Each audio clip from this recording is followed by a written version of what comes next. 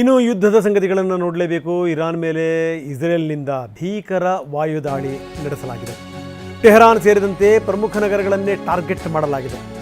ಮೆಹರಾಬಾದ್ airport ಮೇಲೆ Israel ದಾಳಿ ಮಾಡಿದೆ. ಬರೀ ಒಂದು ಭಾಗದಲ್ಲ, ಇರಾನ್ನ ಕರಜ್, ತಬ್ರೀಜ್ ಇಲ್ಲೂ ಕೂಡ ದಾಳಿ ನಡೆಸಲಾಗಿದೆ. ಇನ್ನು ಇರಾನ್ ಸೇನೆ ಕೂಡ ಕೆರಳಿದೆ. ಇರಾನ್ 2ನೇ ಹಂತದ ಮಿಸೈಲ್ ದಾಳಿನ ಮಾಡಿದೆ. ಟೆಲ್ ಅವೀವ್ ನಗರದಲ್ಲಿ ಈಗ ಅಲರ್ಟ್ ಘೋಷಣೆ ಮಾಡಲಾಗಿದೆ. ಹುಷಾರಾಗಿರಿ ಅನ್ನುವಂಥ ಸಂದೇಶ. ಇಷ್ಟೆಲ್ಲ ಆದಮೇಲಿಂದ ಏನಾಯಿತು ಅಂತಂದರೆ, ಅಮೆರಿಕದ ಸೇನಾ ನೆಲೆಗಳನ್ನು ಕೂಡ ಗುರಿಯಾಗಿಸಿಕೊಂಡು ಇರಾನ್ ದಾಳಿ ಮಾಡಿದೆ. ಅದರ ಅರ್ಥ ಏನಪ್ಪ ಅಂತಂದರೆ, ಅಷ್ಟು ಸುಲಭವಾಗಿ ಇದು ಎಂಡ್ ಆಗಲ್ಲ. ಅಮೆರಿಕದ ಸೇನಾ ನೆಲೆಗಳನ್ನು ಕೂಡ ಗುರಿಯಾಗಿಸಿಕೊಂಡು ಇರಾನ್ ಮಾಡ್ತಿರುವಂಥ ದಾಳಿ.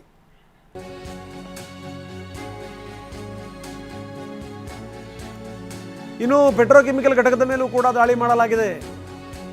ಇಸ್ರೇಲ್ ಮಿಸೈಲ್ ದಾಳಿಯಿಂದ ಘಟಕಕ್ಕೆ ಹಾನಿಯಾಗಿದೆ.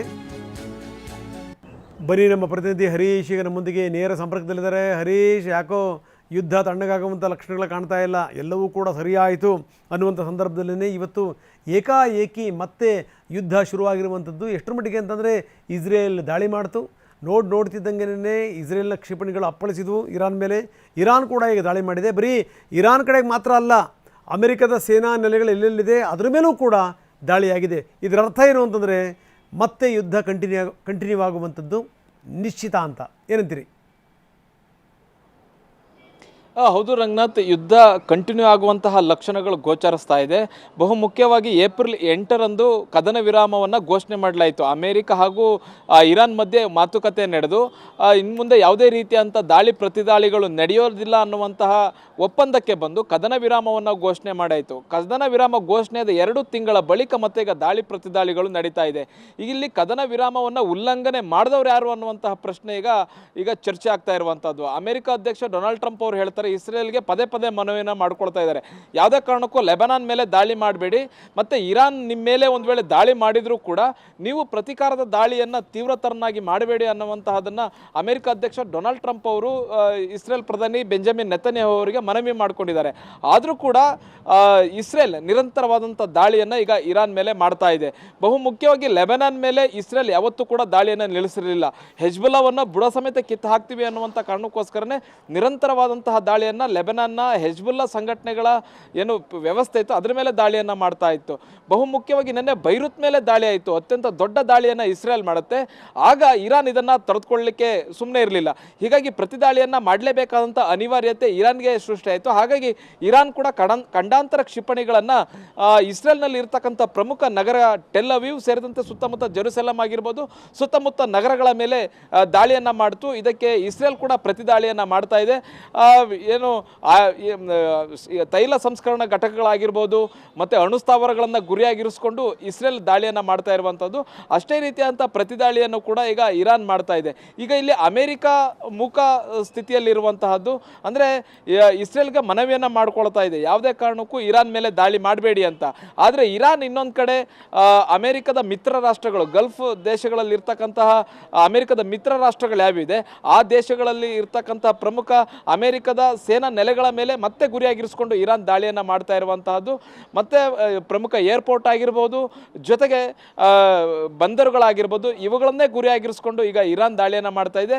ಈ 2 ತಿಂಗಳಲ್ಲಿ ಇರಾನ್ ಕೂಡ ಪ್ರಿಪ್ರೇಷನ್ ಅನ್ನು ಮಾಡಿಕೊಂಡಿದೆ. ಈ 2 ತಿಂಗಳ ಒಂದು ಏನು ಕದನ ವಿರಾಮ ಇತ್ತು, ಈ ಕದನ ವಿರಾಮದಲ್ಲಿ ಇರಾನ್ ಮತ್ತೆ ಯುದ್ಧಕ್ಕೆ ಬೇಕಾದಂಥ ಎಲ್ಲ ಸಲಕರಣೆ ಸಾಮಗ್ರಿಗಳನ್ನು ರೆಡಿ ಮಾಡಿಟ್ಕೊಂಡಿರುವಂತಹದ್ದು. ಮತ್ತೆ ಈಗ ಇರಾನ್ ದಾಳಿಯನ್ನು ಮುಂದುವರಿಸ್ತಾ ಇದೆ. ಮತ್ತೆ ಈಗ ಜಗತ್ತಿಗೆ ಮತ್ತೊಮ್ಮೆ ಆತಂಕ ಶುರುವಾಗಿದೆ. ಈಗೊಂದು ದಾಳಿ ಆಗ್ತಾ ಇದೆ, ಇಸ್ರೇಲ್ ಇರಾನ್ ಮೇಲೆ ದಾಳಿ ಮಾಡ್ತಾ ಇದೆ, ಇರಾನ್ ಇಸ್ರೇಲ್ ಮೇಲೆ ದಾಳಿ ಮಾಡ್ತಾ ಇದೆ, ದಾಳಿ ಪ್ರತಿದಾಳಿ ನಡೀತಾ ಇದೆ ಅನ್ನುವಂತಹದ್ದು. ಹರೀಶ್, ನೀವು ಹಾಗೆ ಸಂಪರ್ಕದಲ್ಲಿ ಇನ್ನಷ್ಟು ಮಾತಾಡ್ತೀನಿ. ಇಸ್ರೇಲ್ನ 2 ಏರ್ ಬೇಸ್ಗಳ ಮೇಲೆ ಇರಾನ್ ದಾಳಿ ಮಾಡಿದೆ. ಆಪರೇಷನ್ ನಸರ್ ಹೆಸರಲ್ಲಿ ಇರಾನ್ ಪ್ರತಿದಾಳಿ ಮಾಡಿದೆ.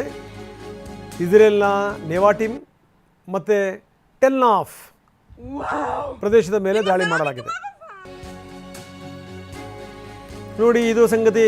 ಇರಾನ್ ಪ್ರತೀಕಾರದ ದಾಳಿ ಕಂಟಿನ್ಯೂ ಆಗಿದೆ. ಹಲವು ಪ್ರದೇಶಗಳ ಮೇಲೆ, ಇಸ್ರೇಲ್ನ ಹಲವು ಪ್ರದೇಶಗಳ ಮೇಲೆ ದಾಳಿ ಮಾಡಲಾಗಿದೆ. ಇಸ್ರೇಲ್ನಾದ್ಯಂತ ಸೈರನ್ಗಳು ಮೊಳಗ್ತಾ ಇವೆ. ಇನ್ನು ವಾಯು ಪ್ರದೇಶವನ್ನು ಕೂಡ ಇಸ್ರೇಲ್ ಸರ್ಕಾರ ಬಂದ್ ಮಾಡಿದೆ. ಇನ್ನು ಇರಾಕ್ನಲ್ಲೂ ಕೂಡ ಸ್ಫೋಟದ ಸದ್ದು ಕೇಳಿ ಬರ್ತಾ ಇದೆ. ಅಲ್ಲಿ ಅಮೆರಿಕದ ಸೇನಾ ನೆಲೆ ಇದೆ, ಅದನ್ನೇ ಟಾರ್ಗೆಟ್ ಮಾಡಲಾಗಿದೆ. ಇನ್ನು ನೋಡಿ, ಜೆರುಸಲಂ ಮೇಲೂ ಕೂಡ ಇರಾನ್ ಮಿಸೈಲ್ ದಾಳಿ ಮಾಡಿದೆ. ಅದು ಜನವಸತಿ ಪ್ರದೇಶಕ್ಕೆ ಮಿಸೈಲ್ಗಳು ಅಪ್ಪಳಿಸ್ತಾ ಇವೆ. ಇರಾನ್ ನಿರಂತರವಾಗಿ ದಾಳಿ ಶುರು ಮಾಡಿದೆ. ಬ್ಯಾಲಿಸ್ಟಿಕ್ ಮಿಸೈಲ್ಗಳ ಮುಖಾಂತರ ಇರಾನ್ ದಾಳಿ ಮಾಡಿದೆ.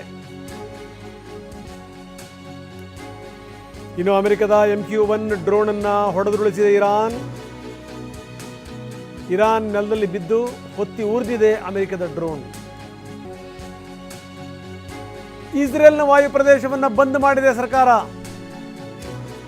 ಇರಾನ್ ಮೇಲಿಂದ ಮೇಲೆ ಮಿಸೈಲ್ ದಾಳಿ ಶುರು ಮಾಡ್ತಲ್ಲ, ಅದರ ಹಿನ್ನೆಲೆಯಲ್ಲಿ ವಾಯು ಪ್ರದೇಶ ಬಂದ್ ಆಗಿದೆ.